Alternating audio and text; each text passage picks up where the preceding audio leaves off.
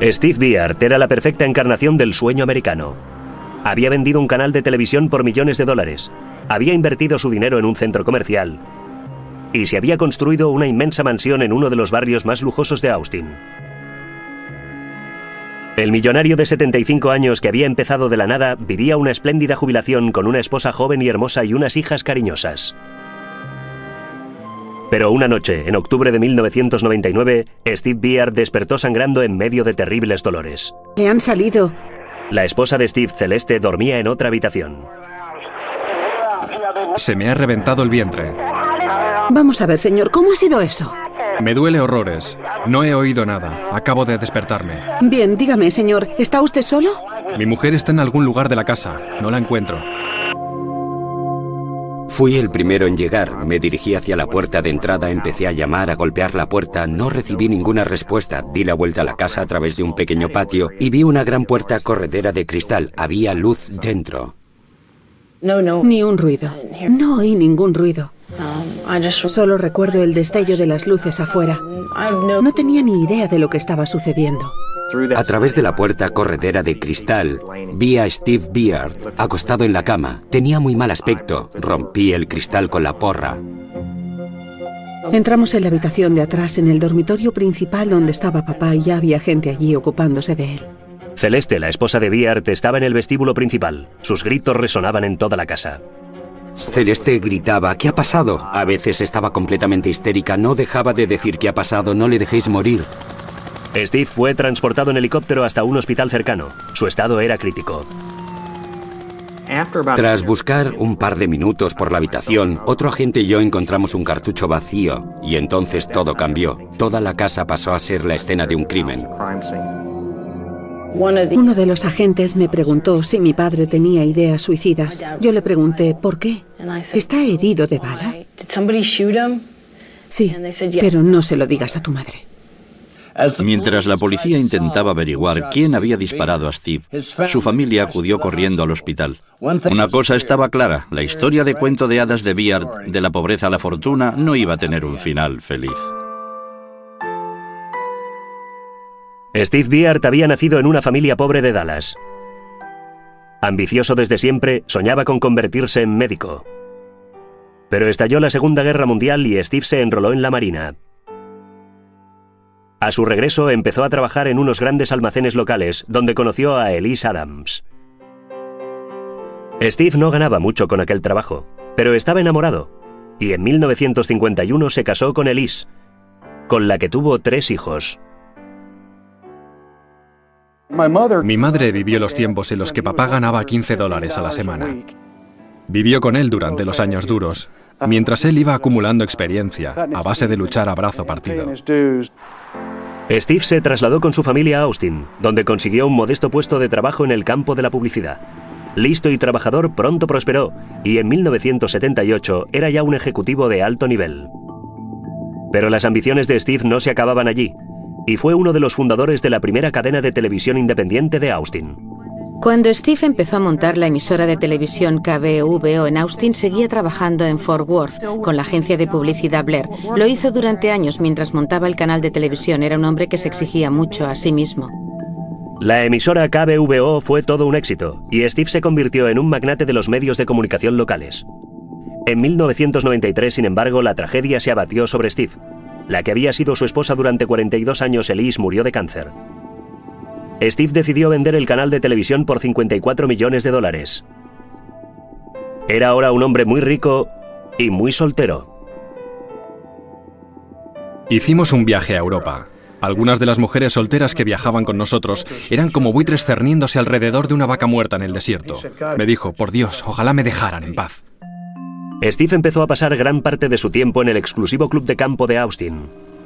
Allí le llamó la atención una camarera de 32 años, Celeste Martínez. Dijo que había contratado a una ama de llaves. Era Celeste, la chico. Obviamente ya no es la ama de llaves. Pues claro, tienes esa atractiva treintañera que te va detrás.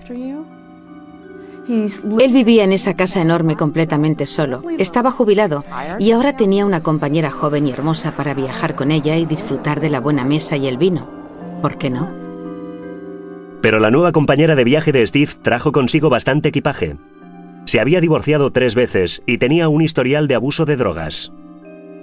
En sus constantes desplazamientos de ciudad en ciudad, Celeste había encontrado familias de acogida para sus gemelas repetidas veces. Ahora estaba preparada para sentar cabeza con un hombre. Un hombre rico. Mi padre era un hombre que se había hecho a sí mismo y siempre había mandado él. Aunque me hubiera lanzado desde la torre de la Universidad de Texas con una pancarta enorme donde pusiera "no lo hagas", no me habría hecho ningún caso. El 18 de febrero de 1995, Steve Beard se casó con Celeste Martínez. Ella tenía 32 años, él 70. Según el acuerdo prenupcial, Steve regaló a Celeste $500.000 en efectivo. Recibiría otros 500.000 si el matrimonio seguía unido al cabo de 3 años. Celeste se lanzó de inmediato a una locura consumista en las tiendas y se gastó su $500.000 en 6 meses.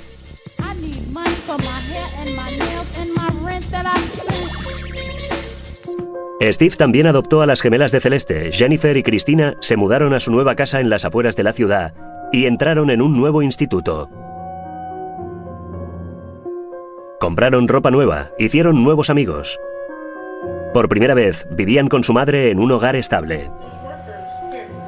Pocas veces vivimos con ella cuando éramos pequeñas. Cristina y yo vivimos en hogares de acogida durante gran parte de nuestra infancia. Le estoy muy agradecida a Steve. Yo le consideraba como mi segundo padre biológico. Era un hombre leal, le gustaba abrazar a la gente, tenía mucho sentido del humor, era realmente agudo y muy generoso, el anfitrión perfecto. Seguramente Celeste creyó haber ganado la lotería. Una casa preciosa, el club de campo, cantidad de dinero para gastar. A algunas mujeres les habría bastado, pero a Celeste no. Iba a asegurarse de que la generosidad de Steve recibiera su castigo. El millonario retirado Steve Beard se había casado con una camarera de su club de campo. Pero después de 3 años de matrimonio, el lado salvaje de Celeste afloró de nuevo. Empezó a llevar una doble vida, divirtiéndose con distintos hombres, entre los que se encontraba su exmarido Jimmy Martínez. Entre los dos organizaron una fiesta de cumpleaños cuando sus hijas cumplieron 18 años. Steve ni siquiera fue invitado. Menuda fiesta montó Celeste cuando las chicas cumplieron 18 años. Le costó cerca de $10.000, con strippers masculinos y barra libre. Era muy marchosa. Le encantaban las fiestas y era impredecible. Nunca habíamos conocido a una persona adulta que fuera tan desinhibida. Decía que su marido era muy viejo, que no podía satisfacerla sexualmente. Y también decía que Jimmy, en cambio, lo hacía muy bien. Celeste es una persona muy irresponsable. Todo lo que hace es irresponsable. Su forma de criarnos, a Jen y a mí, fue irresponsable. Su forma de hablar de Steve era abominable. Le llamaba cualquier cosa, viejo carcamal, culo gordo. Y eso es lo que era para ella. Él, en cambio, la quería tanto que se lo perdonaba todo. Pronto, Celeste empezó a añadir Everclear, un potente alcohol a las bebidas de Steve, y somníferos en su comida, para poder salir de juerga por las noches. Era muy difícil darse cuenta de lo que Celeste le estaba haciendo. Ojalá me hubiera revelado mucho antes de lo que hice. Finalmente, al enterarse de que Celeste se había gastado $300.000 en fiestas y compras, Steve la echó de su casa y amenazó con pedir el divorcio. Ya le había dado todo lo que le había prometido, por lo tanto, ella no recibiría un centavo al divorciarse. Luego tendrían que vender las casas y ella se quedaría con los beneficios, pero Celeste no quería ser millonaria, quería ser multimillonaria. Celeste se dio cuenta de que sus posibilidades de disponer de una gran fortuna se esfumaban y se propuso evitarlo a toda costa. Entonces escribió una carta a Steve utilizando todo su encanto. Cuando me has llamado esta mañana preguntándome si debíamos divorciarnos, me has pillado totalmente por sorpresa. Te quiero con todo mi corazón. Valoro enormemente todo lo que has hecho por todas nosotras. Te quiero con todo mi corazón. Pero la carta no surtió efecto. Steve siguió adelante con los planes de divorcio, y Celeste aumentó entonces la apuesta. Amenazó con matarse, apuntándose a la cabeza con una pistola delante de su hija Cristina. Pero la pistola no estaba cargada. Toda esa pantomima, me meto en problemas, me voy a cortar las venas, me pego un tiro con una pistola, pero ahora no sé cómo se carga la pistola, por favor. Y sin embargo pareció funcionar con Steve. Los de esta generación eran de una sola mujer para toda la vida. Para ellos el matrimonio era algo muy serio. Creo que esto debió influir en mi padre. A principios de la primavera de 1999, Steve ingresó a Celeste en una clínica psiquiátrica. Timberlawn es una clínica muy exclusiva, con precios de $1.200 diarios. Solo pueden permitírsela los más ricos. Poco después de llegar, Celeste conoció allí a una mujer, Tracy Tarleton, que cambiaría para siempre su vida. Tracy Tarleton es bipolar y llevaba años entrando y saliendo de instituciones psiquiátricas. Había sufrido graves malos tratos por parte de su madre. Había crecido en una familia de alcohólicos, una familia disfuncional, pero muy acomodada de Texas. Tracy había estudiado en la Universidad de Texas y regentaba una librería en Austin. Tracy y Celeste parecían tener muy poco en común, pero Tracy se sintió inmediatamente atraída hacia Celeste. Tracy buscaba desesperadamente el amor desde que tenía 10 años y por fin había encontrado a alguien que la quería, o por lo menos eso creía ella. Entre las dos mujeres mentalmente enfermas empezó a crearse un vínculo. Tras una estancia de un mes en Timberland les dieron el alta, pero siguieron viéndose. Celeste regresó a la mansión de Beard en Toro Canyon. Al principio, Steve aceptó a Tracy como la nueva amiga de su mujer. Pero para las gemelas y sus amigos estaba muy claro que Tracy y Celeste tenían una relación íntima. Sabíamos que eran más que amigas, pero hay que tener en cuenta que Celeste se acostaba con cantidad de gente. Cada 15 días era alguien distinto. Era obvio, cuando las veías juntas, por la forma de tocarse y sonreír, que no era una relación puramente platónica. Las dos mujeres se veían a diario. La obsesión de Tracy con Celeste parecía ir en aumento. Era muy evidente al ver cómo cambiaba el comportamiento de Tracy para gustar a Celeste, su forma de vestir, de cuidarse las uñas, sus camisas rosadas, sus bolsos, sus manicuras, su forma de teñirse el pelo. Tracy había sido una chica muy poco femenina siempre. El ambiente en Toro Canyon estaba cada vez más enrarecido. Para estrechar el vínculo que la une a Tracy, Celeste le cuenta que Steve la está maltratando. Mientras tanto, Steve está cada vez más preocupado por la relación de su mujer con Tracy e intenta alejarla. Pero Celeste no le hace caso. Cuando las gemelas se gradúan en el instituto, Celeste invita a Tracy a la ceremonia.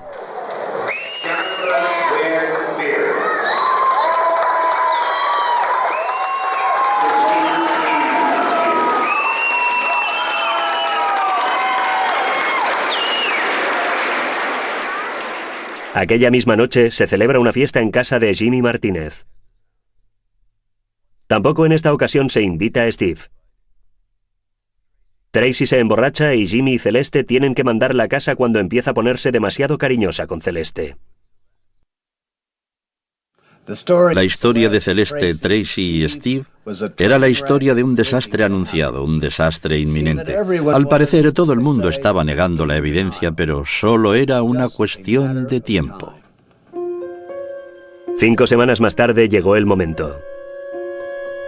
Con la esperanza de separar a las dos mujeres, Steve decidió llevarse a Celeste de vacaciones a Europa. Steve, Celeste y Cristina están en casa haciendo las maletas. Jennifer ha salido con sus amigos. Celeste estaba especialmente rara aquella noche. No hacía más que llamarnos, cada 5 minutos. Chris y Jen y yo hablábamos del tema. Sabíamos que estaba pasando algo raro aquella noche. Algo iba a suceder, pero no sabíamos qué era. A las 3 de la mañana, un intruso penetra en el jardín del número 3900 de Toro Canyon Road y sigue a lo largo de la piscina en dirección a la casa. El intruso atraviesa el patio, abre la puerta corredera de cristal y entra en el dormitorio de Steve. Luego le apunta con una escopeta y dispara.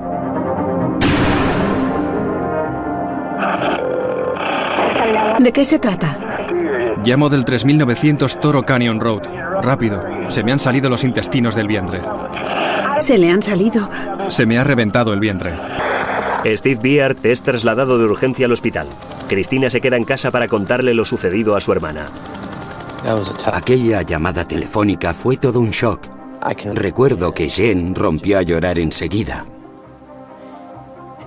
Todo era pánico, confusión, porque no sabíamos qué había pasado exactamente. Durante más de 20 minutos solo sabía que Steve había sido ingresado en el hospital y que había sangre por todas partes. Hace ya rato que el intruso se ha marchado, pero sea quien haya disparado a Steve Beard, ha cometido un error. Como pronto descubrirá la policía, ha dejado atrás una prueba crucial. Tras toda una vida de duro trabajo que por fin había dado sus frutos en sus años dorados, el magnate de la televisión de Texas, Steve Beard, se encuentra en el hospital. Ha sido tiroteado y herido en el vientre. En el hospital, la policía interroga a Celeste y sus hijas y comprueba si tienen rastros de pólvora en las manos. El policía solo nos preguntó si conocíamos a alguien que estuviera enemistado con Steve. ¿Algún socio de negocios? ¿Alguien que tuviera algo en contra de Steve? Simplemente, todos lo sabíamos y yo lo dije. Tracy Tarleton. Creo que estaba obsesionada con Celeste. Se notaba que Steve le molestaba. El nombre de Tracy Tarleton había salido durante mis conversaciones con varias personas en el hospital. Pero no querían que la señora Beard supiera que me lo habían dicho. Es un nuevo miembro de la familia. Mientras la familia se vuelca para ayudar a Steve a recuperarse, la policía tiene la mira puesta en la amante de Celeste, Tracy Tarleton, y decide interrogarla. Preguntamos a la señorita Tarleton si poseía un arma de fuego. Ella dijo que sí. Le pregunté si podía verla. Ella reflexionó unos minutos y dijo de acuerdo. Y nos dio un rifle del calibre 20 con su nombre grabado. Estuve interrogándola durante 1 hora aproximadamente y me dijo que había tenido una relación lésbica con Celeste. La policía comprueba que el arma de tiro al blanco de Tracy encaja con el cartucho encontrado en la escena del crimen. 6 días más tarde, Tracy Tarleton es arrestada por haber intentado asesinar a Steve Beard. El caso salta a las portadas de los periódicos de Austin. Lo lógico hubiera sido que Celeste estuviera muy afectada. La policía ha detenido a su amiga por intentar asesinar a su marido. Su marido está en el hospital con una gigantesca herida en el vientre, pero ¿qué hace Celeste? Se va de compras.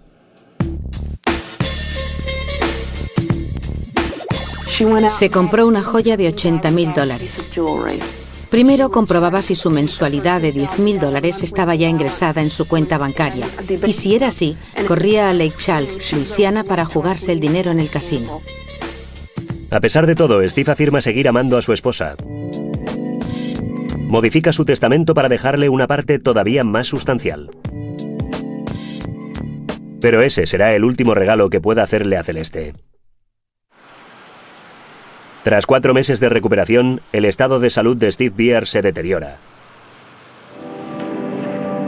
Y el 22 de enero de 2000, muere a consecuencia de una infección pulmonar.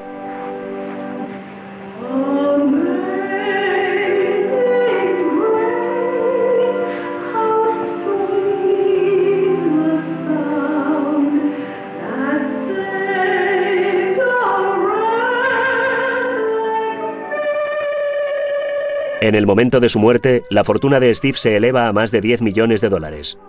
Celeste recibirá activos y propiedades por valor de 6,5 millones. Los 5 hijos de Steve deberán repartirse el resto. Steve Beard es incinerado y sus cenizas enterradas al lado de su primera mujer. Pero lo que más molesta a Celeste es que el banco retenga su herencia. Cuando Steve murió, tuvo problemas de dinero porque el banco no le daba bastante. Obviamente, le daba muchísimo dinero, 20, 30, 40 mil dólares a la vez, pero a ella no le bastaba. Corta de dinero, Celeste busca una solución y encuentra trabajo para sus hijas. Toda aquella ropa que no se había puesto nunca, todavía con las etiquetas de 2 o 3 años atrás, nos mandó a Jennifer y a mí que lo cargáramos todo en un coche, el coche lleno, y que fuéramos a devolverlo, que quería dinero en efectivo. No le devolvieron el dinero, pero le dieron un vale de $25.000. Fue increíble, la cosa más absurda que haya visto en toda mi vida. Talbot's no fue la única tienda, tuvimos que ir también a Dillard's y Folies y al Container Stores. A mí me daba muchísima vergüenza, pero Celeste nos había ordenado hacerlo y lo hicimos. Si de veras hubiera querido a Cristina, no creo que lo hubiera obligado a hacer todo lo que hizo. No la trataba como su hija. A veces ni siquiera como a una persona, sino como a una sirvienta. La llamábamos mamá querida. Pero ella no lo sabía. El dinero de Celeste se estaba acabando, así como su buena suerte. Había manipulado a sus hijas y a su fallecido esposo, pero ahora estaba a punto de probar su propia medicina. Steve Biard ha muerto y Tracy Tarleton está en libertad bajo fianza, acusada de haberle disparado. Pero la policía no está satisfecha. Sospecha que Celeste está involucrada de algún modo en la muerte de su marido. Con la policía en los talones y el dinero a punto de terminarse, Celeste está inquieta. Cuando los medios publican un reportaje implicándola en el asesinato, se derrumba. Se rumoreaba que estaba involucrada en el asesinato. Celeste perdió la cabeza. Nos preguntó si queríamos suicidarnos todos con ella. Yo pensé, esta mujer está completamente loca, muy loca. Entonces Celeste volvió a ingresar en la clínica psiquiátrica, esta vez por su propia voluntad. ¿Se habría dado cuenta quizá de lo desquiciada que estaba? Aparentemente no. No sabías nunca lo que iba a hacer en nuestra presencia. Meter un secador del pelo en la bañera, cortarse las venas, saltar del coche en marcha. Nos tenía aterrorizadas. Tras unas semanas en Timberlawn, Celeste llama a Cristina para que vaya a buscarla y se la lleve a casa. Pero Cristina tiene miedo y se niega. Se puso muy agresiva conmigo y me dijo que si no iba a buscarla lo lamentaría. Pero la hermana de Cristina, Jennifer, acepta ir a buscar a Celeste y pide a su novio, Chris Dus, que la acompañe. Antes de que aquella noche haya llegado a su fin, las gemelas verán el lado más turbio de su madre y nada volverá a ser lo mismo. Entró en el ascensor y dijo, vamos chicos, larguémonos de aquí. Así que agarramos su equipaje y nos fuimos corriendo hasta el coche. Entonces, Celeste llama a Cristina, que se ha quedado en casa. Cristina graba la conversación en su contestador automático sin que su madre se entere. ¿Cristina? Estoy aquí. ¿Qué quieres decir con eso? ¿Desobedecerme deliberadamente, eh? No sé. ¿Qué es lo que no sabes? ¿Porque soy peor que mi padre que abusó sexualmente de mí? ¿Es eso lo que no sabes? ¿Eh? ¿Por qué he sido tan cruel contigo? No. Entonces, ¿por qué dices que te he hecho más daño del que mi padre me hizo a mí? Porque es verdad. ¿Sabes cómo te sientes cuando tu padre abusa de ti? ¿Sabes cómo te sientes? No, pero... ¿Sabes cómo te sientes? ¿Cómo te atreves a decirme esto? En cuanto llegue a casa, tengo ganas de cortarme el cuello con un cuchillo. ¡Zorra! Cuando terminó de hablar por teléfono, estaba lívida. Y entonces dijo, podría matar a Cristina. Jen y yo nos miramos. Miré por el retrovisor. Jen estaba en el asiento trasero. Nos miramos a los ojos. Entonces supimos que era hora de marcharnos. Sabíamos que no volveríamos nunca más. No había suficientes cerrojos en la puerta para sentirnos seguras después de aquel viaje en coche. Tras las amenazas de Celeste, Jennifer y sus amigos están convencidos de que su madre está detrás de la muerte de Steve. Pero Cristina sigue sin creerlo. Es la que estaba más manipulada por su madre y es la que más quería a su madre. Fue una decisión muy difícil para ella porque no sabía qué creer. Sabía que no podía seguir enfrentándome a Celeste toda la vida. Estaba intentando protegerme, cobrar fuerzas para ser yo misma. Es que pensaba, ¿quién es Cristina sin Celeste?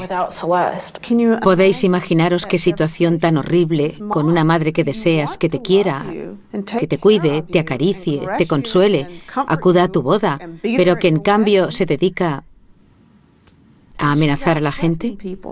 Se produjo toda una cadena de acontecimientos muy inquietantes.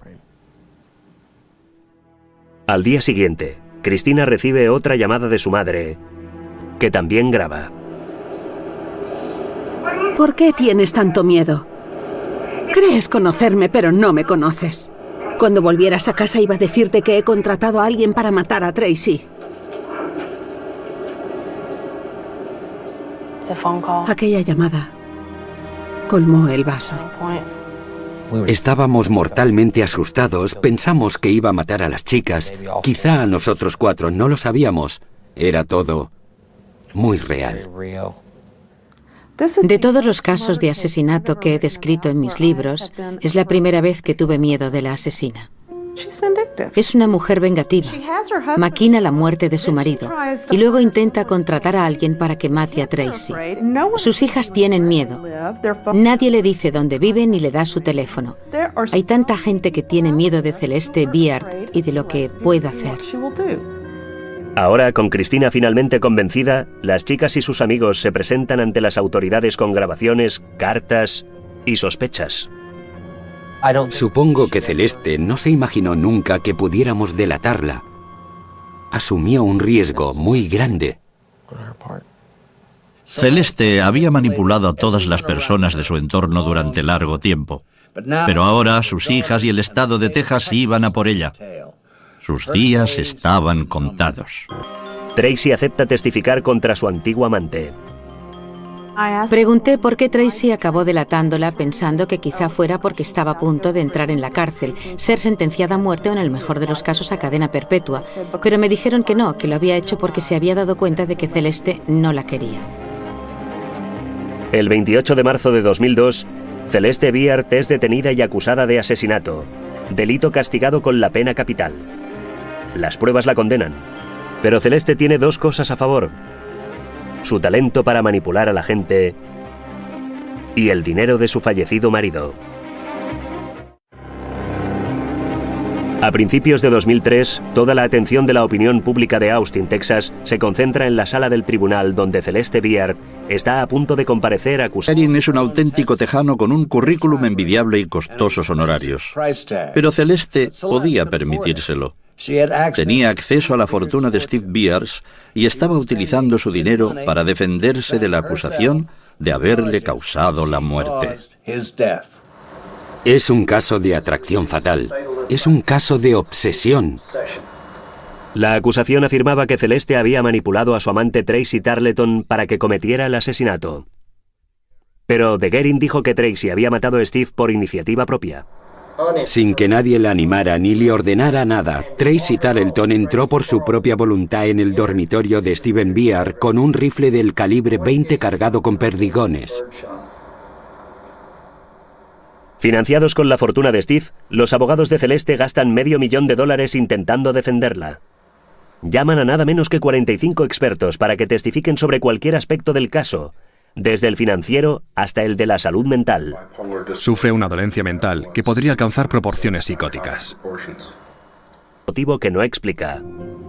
Cuando la vi aparecer pensé que sería una abogada. Cuando te imaginas a alguien capaz de cometer ese tipo de crimen, no te imaginas a una mujer de mediana edad como ella, allí sentada, tan modosita. Es que no parecía lógico. Tiene mucho encanto y lo utiliza para agradar a la gente. Cecea un poco, parece tan dulce allí sentada en la sala del tribunal, de que no podía mantener esa actitud todo el rato. Esa mujer tiene un carácter que explota así, de repente. Aunque Celeste no suba al estrado, la acusación presenta su declaración, grabada en vídeo, para atacar su credibilidad. ¿Tuvo usted alguna relación sentimental con Tracy Tarleton? No, no la tuve. ¿Tuvo algún tipo de relación física íntima con Tracy Tarleton? No, no la tuve. ¿Por qué motivo se comunicó usted con Tracy Tarleton el 20 de mayo de 2000? Porque había perdido a toda mi familia en menos de 6 meses. ¿Le preguntó si había asesinado a Steve? No.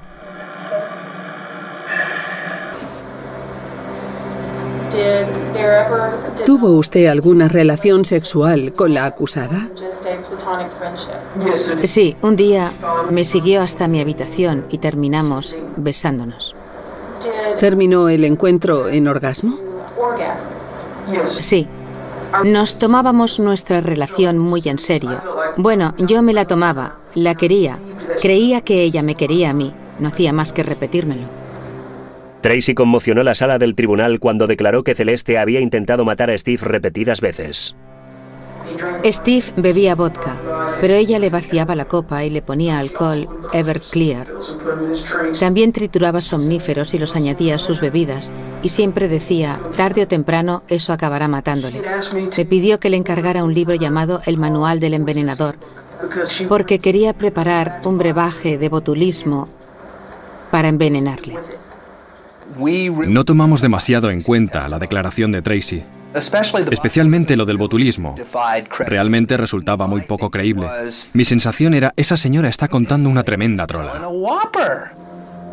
Entonces la acusación presentó el eje de su argumentación: cómo Celeste había manipulado a Tracy para que ésta asesinara a Steve. ¿Qué le dijo usted cuando le... Tracy es una enferma mental, tiene problemas con las drogas y el alcohol, y si estudias un poco sus antecedentes, su historial de malos tratos, te das cuenta de que era una víctima perfecta para la manipulación. Empecé a sentirme identificada con Steve Biard. Ambos habíamos sido utilizados por la misma mujer para que ella pudiera quedarse con su dinero. El verdadero motivo de su declaración es que ha hecho un trato con la acusación, 20 años de los que probablemente solo tendrá que cumplir 10, ¿no es cierto? No es el motivo principal. A pesar de la gravedad de los cargos, el ambiente en el tribunal es circense.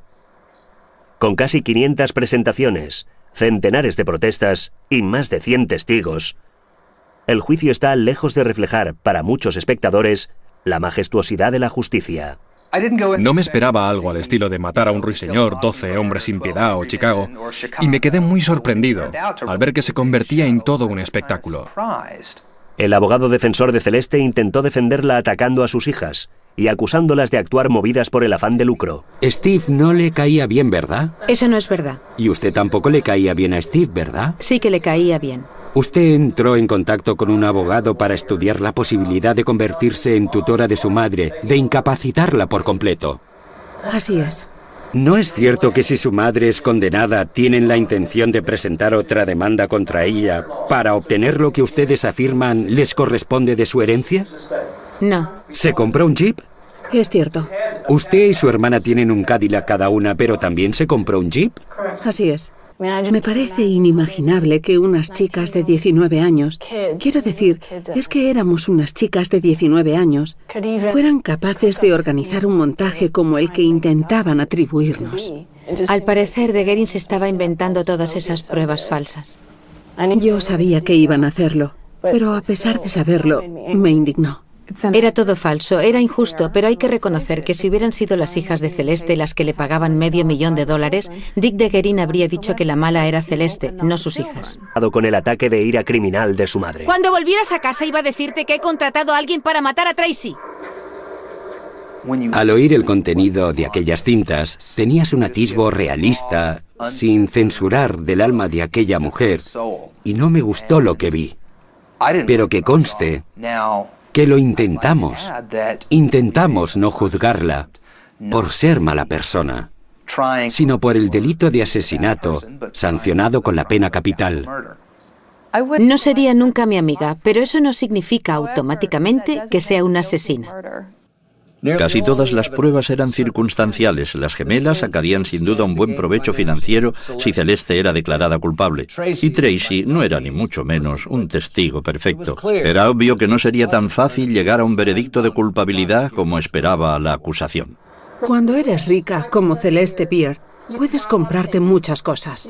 Puedes comprarte muchos amigos, puedes comprarte muchos abogados, puedes comprarte muchos testigos. Amigos míos, si declaran ustedes que Celeste Biard es inocente, a pesar de todas esas pruebas, le estarán diciendo que su dinero puede comprarlo todo. El culebrón que hemos presenciado durante 4 semanas no demuestra que Celeste sea una asesina, que deseara la muerte de su esposo, ni que hiciera cosa alguna con este fin. La única prueba de la acusación es Tracy Tarleton, y Tracy Tarleton no tiene ninguna credibilidad, porque es una parte interesada en este caso, y no tan solo por eso, sino porque es una mujer demente. Celeste es inocente. Que se levante la acusada. Tras 4 semanas de juicio y 23 horas deliberando, el jurado del juicio contra Celeste Byard por asesinato alcanza un veredicto. ¿Qué opina del desenlace del juicio, señor Bert? Odio tener que decir eso, pero en realidad le estoy agradecido a Tracy. Mató a mi padre, pero sin su declaración no hubiéramos podido llegar al final del asunto. Celeste solo actuaba movida por su propio interés, por su propio bien. No por el bien de su corazón, no por el bien de su alma, solo bienes materiales, económicos. Alguien me dijo una vez que cierta persona no tenía alma y mi madre me corrigió y me dijo, todo el mundo tiene un alma. En el caso de Celeste Byard resulta difícil percibirla. Las gemelas siguen afirmando que nunca se trató de dinero, sino de justicia, y de cerrar una etapa de sus vidas sumida en el miedo.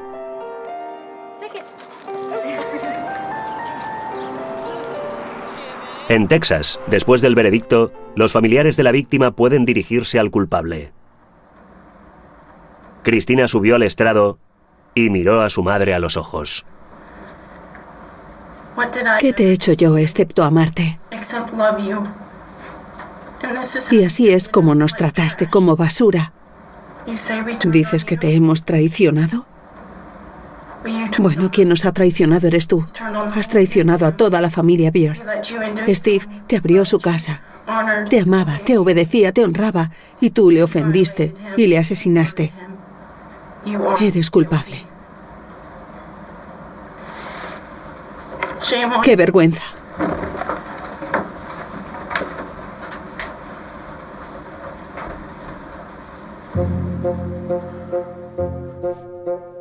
Celeste tendrá 80 años cuando pueda solicitar la libertad condicional. Sigue negando su participación en la muerte de Steve y no ha perdonado a sus hijas. Finalmente, Celeste realizó un último y desesperado intento para apoderarse del dinero de Steve. Mandó una carta a los fideicomisarios de la herencia pidiéndoles que le restituyeran su mensualidad de $12.000 y que liberaran $500,000 para su recurso de apelación. Su solicitud fue rechazada. Estaba perdida, acabada, y lo sabía. Y aunque la recuperara, su fuente de ingresos pronto se secaría. No estaría a su disposición demasiado tiempo. Si yo hubiera tenido la fuerza de plantarle cara, aunque solo por una vez, quizá Steve todavía estaría aquí. Es duro. Es muy, muy duro. Creo que esta historia refleja perfectamente lo que sucedía en Austin, Texas, o más bien en Estados Unidos en general en la década de los 90. El narcisismo, la satisfacción inmediata, y eso es lo que le sucedió a Celeste. Encontró su capital riesgo, lo echó a perder y se hundió. Ni sus poderes de persuasión ni su costosa defensa consiguieron ganarle la libertad. Para las gemelas, la familia de Steve Byard y todos los que habían sufrido las acciones de Celeste, por fin se había hecho justicia. Dominic Dune para la televisión judicial.